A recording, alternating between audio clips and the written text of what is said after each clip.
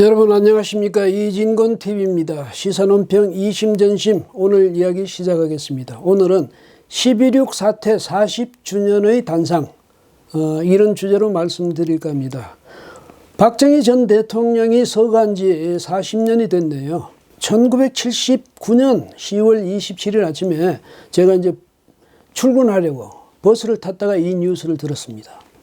그때 집에는 그 신혼 때였는데요. 그 셋집이었죠. 아직 TV도 없었고 또 라디오도 없었고 전화도 없었습니다. 그래서 이 뉴스와 단절된 그런 생활이었죠. 근데 이제 버스를 탔더니 그 뉴스가 나오는데 순간적으로 말이죠. 저도 모르게 소리가 났습니다. 그만큼 놀랐던 거죠.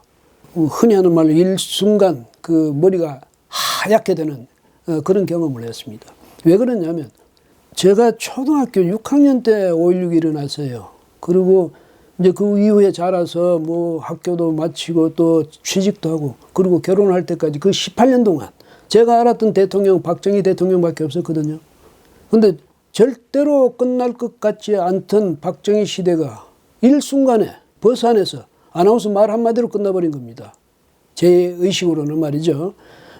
그렇게 됐으니까 얼마나 놀랐겠습니까? 뭐 좋아하고 나빠하고 그런 차원이 아니에요. 그냥 그렇게 놀랐다는 겁니다. 그런데 이제 그때를 계기로 해서 우리 국민들이 모두가 대화해하고 대타협하고 대화합하고 뭐 이런 계기로 삼았더라면 오늘날 우리나라가 얼마나 더 아름답고 더 빛나는 나라가 됐을까 이렇게 생각하면요 정말 안타깝기 그지없습니다. 그런데 그 11.6 사태 이후에 그런 계기는 잡지 못하고요. 또 엄청난 정치적 굴곡이 계속됐죠. 다행히 경제만은 계속 성장을 거듭해가지고 지금 세계 11, 2위에 가는 그런 경제 강국이 되어 있습니다. 그 점은 다행인데 그렇지만은 식민 통치와 또 이 전쟁의 참화를 겪은 이 땅 위에다가 그런 엄청난 기적 같은 경제의 성을 쌓은 우리가 왜 오늘날 이 지경에 놓이게 됐는지 이건 생각할수록 안타깝고 한심하고 기막히고 그럴 수밖에 없네요. 일제 식민 통치로부터 우리가 해방된 게 74년이 됐죠. 그리고 이제 대한민국이 수립된 지도 71년입니다. 그리고 1990년 이 안팎으로 세계의 공산 체제들이 도미노식으로 일제히 무너지지 않았습니까? 와르르 무너졌죠. 그게 30년 전 일입니다. 미국의 정치 경제학자 프랜시스 후쿠야마가 이념 그러니까 역사의 종언이죠. 역사의 종언을 출간한 게 1992년이었습니다. 그 논문을 단행본으로 엮은 건데 그 논문이 쓰여진 게 1989년이었다고 그래요. 그렇다면 그것도 30년 전. 당시 1990년대의 시대적 키워드가 뭐였냐면 탈이념이었습니다. 근데 이념의 투쟁 이념의 경쟁 그런 시대는 끝났다는 것이었죠. 그런데 우리나라는 지금 어떻습니까? 그 후도 몇십 년 지난 오늘날 대한민국에는요. 북한 김정은 체제를 추종하는 김정은을 떠받드는 그런 세력이 기세를 부리고 있습니다. 그리고 좌파 정권은 말이죠. 지금 우리나라의 국가 구조 또 가치체계 이걸 전면적으로 바꿔놓겠다. 이러면서 기세 등등하게 나오고 있고요. 그다음에 자기들의 정치적인 그 노선과 반대되는 세력에 대해서는 무관용의 그런 징벌을 지금 계속하고 있지 않습니까? 우리나라 어쩌다가 이렇게 된 겁니까?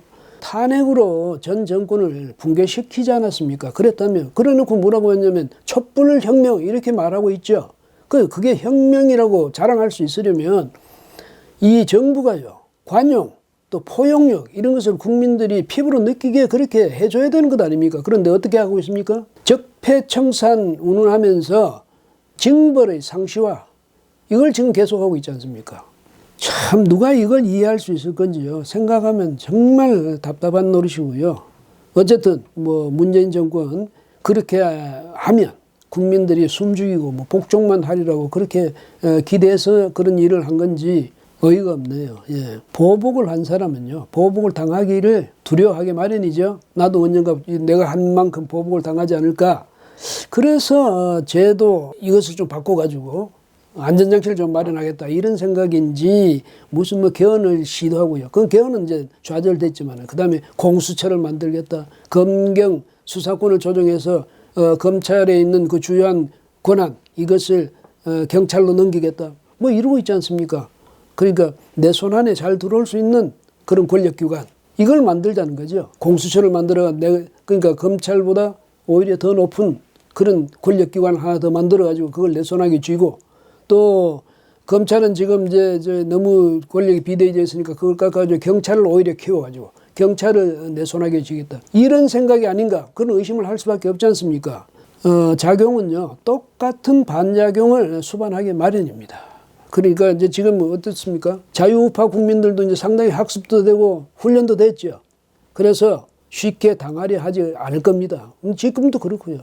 단적으로 이야기해서 과거에 촛불 세력이 장악하고 있던 그 광화문 광장, 그것을 지금은 자유우파가 차지한 그런 형국이 되고 있지 않습니까? 이것도 학습 효과죠. 자유우파는요, 조국 퇴진과 정경심 구속에도 불구하고 투쟁을 지금 이어가고 있습니다. 반문재인 세력 가운데 일부가 구성한 문재인 하야를 위한 범국민 투쟁본부, 범투본이라고 하네요. 여기에서는 25일에 철야 농성을 했고요.